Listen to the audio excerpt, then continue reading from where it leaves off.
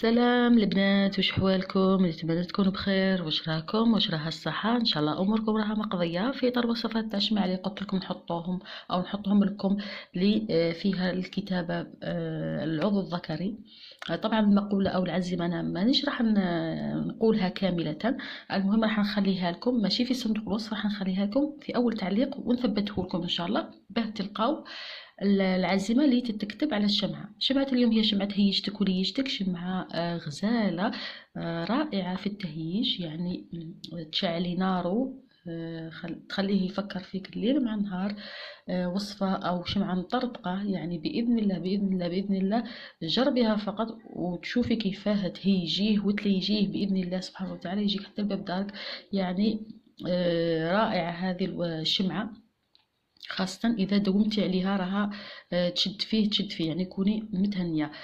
الوصفة واش نحتاجو فيها بدون إطالة؟ نحتاجو فيها إلى شمعة حمراء. سبق وقلت لكم بلي الشمع الأحمر اللي شريته كامل لقيته تكسر، لكن اللي ما عندها الشمع الأحمر انتظري مني فيديو آخر جاي إن شاء الله، راح نخدم لكم فيه أو نعلمكم كيف تخدموا شمع ملون. أي شمعة بغيتي لونها، بغيتيها زرقاء صفراء حمراء، غير بالشمع الابيض نعتكم فيها تخدموش معنا فقط لضيق الوقت. نورمالمون هذه راني عدلتها ورجعتها الشمعة كما كانت، لكن ما عنديش الوقت. المهم انا نخدمو مع بعضنا شمع ملون باذن الله في فيديو اخر. خلينا دركا مع الوصفه. الشمعة هذه او الشمعة هذه تندار بالشمع الاحمر او نحتاج شمعة حمراء فقط. لكن اذا ما عندكش الشمع الاحمر وبغيتي بغيتي ديري الوصفه نتاعك تخدميها بشمعة بيضاء للاثنين. لازم كي تخدمي الشمعة البيضاء باه تحكم في السيد هذا وتكون فعالة وإفيكاس، تخدميها ليلة الاثنين، يعني الحد في الليل غدوة الاثنين تخدمي الوصفة نتاعك أو الشمعة نتاعك. راها وصفة تهيج مطرطقة، يعني ما كانش كيفها. جربوها فقط ورجعوا لي الأخبار. نحتاج إلى زيت الزيتون إذا كان الشخص أسمر، زيت الزيتون. إذا كان أبيض الشخص أخدمي بالزيت العادي للقلي اللي يسميه المغاربة زيت الرومية. زيت الرومية هي الزيت العادي للقلي فقط. نحتاج الفلفل الأحمر المطحون الحار، كل ما كان حار كل ما كان أحسن. نحتاج إلى عود أسنان للكتابة وفقط. كي توفري الشمعة نتاعك، وعذر على الشمعة نتاعي هذه الحمراء، انا قلت لكم ندير لكم فيديو خاص لصناعه الشمع باي لون بغيتيه. تجيبي الشمعة نتاعك طبعا تكون جديده اكيد يا اخي، تمررينها على فرجك. كلنا نعرف ما هو الفرج طبعا. سطحيا فقط، ماشي تدخليها اختي، لا لا، غير من الفوق فقط يا اخي. تمريها على تمسح بها كامل ونقول هذا هو الفرج تاعك يا اخي. تمريها بكامل هكا، تمريها كامل يا اخي السطح هكا فقط سطحيا ماشي داخليا. عندك اختي يا اخي بعدها واش ديري؟ جيبي عود اسنان للكتابه. ما عندكش عود اسنان ديري ابره جديده عمره ما الخيط دخلها. نورمال الامور راكم تعرفوها. الكتابه والشمع يصلح بالحد في الليل، يعني ليله الاثنين يصلح الاثنين كما اليوم ثاني تصلح بالخميس بالجمعه. ما ديريش فقط ليله السبت وليله او يوم السبت ويوم الاربعاء فقط، ما ديريش شمع. بقيت الايام كامل ديري فيهم شمع عادي اختي يا اخي. نبداو نحكموا الشمعة نتاعنا هذه طبعا بيضاء حمراء جديدة، تمررينها على فرجك. العمل يكون في الليل عادي بعد صلاة العشاء عندما ينام أهل بيتك كامل.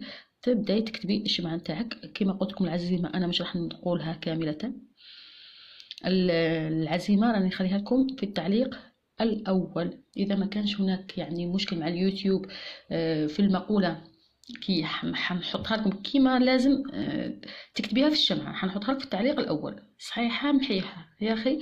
انتي فقط هزيها من فما. اذا كان ما كانش مشكل مع هذه الوصفات مع اليوتيوب، راني حنحط لكم وصفه اخرى بالعضو الذكري ايضا ذكري ايضا بالشمع. واش ديري اذا؟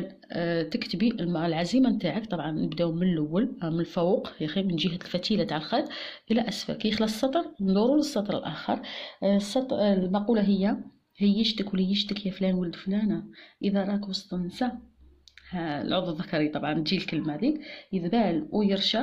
واذا راك في الدار يشعل فيه هذيك العضو الذكري النار وتبقى محتار ما تهنى حتى نجي انا فلانه بنت فلانه طفي نارك. العزيمه خليها لكم صحيحه كما يجب ان تكتب. في التعليق الاول اكتبيها من الفوق الى اسفل طبعا بالنقاط عادي. كي تكملي واش ديري اختي؟ تدهنيها. بعد ما تكملي الكتابة تدهنيها بالزيت. الزيت كما قلت لكم إذا كان زيت إذا كان الشخص أبيض ديروا له الزيت العادي للقلي، إذا كان أسمر ديروا زيت الزيتون. ما عندكش زيت الزيتون وكان أسمر ديري زيت العادي أيضا ماشي مشكل يا أخي. بعدها واش ديري؟ ترمديها في الفلفل الأحمر بهذه الطريقة. كي تكوني ترمضي فيها بالفلفل الأحمر رمضيها مزيان كما نقولوا. قولي درت لك الحار في ذكارك عليا تهيج وتشعل نارك. هاكا وانتي ترمضي وتقولي في ديك المقولة قوليها 7 مرات. واش تقولي؟ درت لك الحار في ذكارك عليا تهيج وتشعل نارك. أنا نخليها لكم هذه في صندوق الوصف عادي. هذه إذا تحاولي ترمضي وتقوليها، قوليها 7 مرات. درت لك الحار في ذكارك عليا تهيج وتشعل نارك. درت لك الحار في ذكارك عليا تهيج وتشعل نارك. درت لك الحار في ذكارك عليا تهيج وتشعل نارك. طبعا الكامل الشمعة ترمديها، تحاولي ترمديها في الفلفل الحار المطحون. كل ما كان حار كل ما كان أحسن، عذرا. بعدها تشعليها وكما قلت لكم وبصيتكم وفهمتكم في الشمعة كي تحليها طبعا ما تميليهاش، ما تشعليهاش بالبريكي، شعليها بشمعة أخرى قديمة عندك ونقطي قطيرات يعني من الشمع في الصحن أبيض ولا حاجة ولا، ولصقي الشمعة نتاعك. بعد عاودي زيدي شعليها بالشمعة. إن شاء الله تكونوا فهمتوا. الشمعة هذه كي تعودي حد ناوية تشعليها يا أخي شعليها أكيد في مكان طاهر.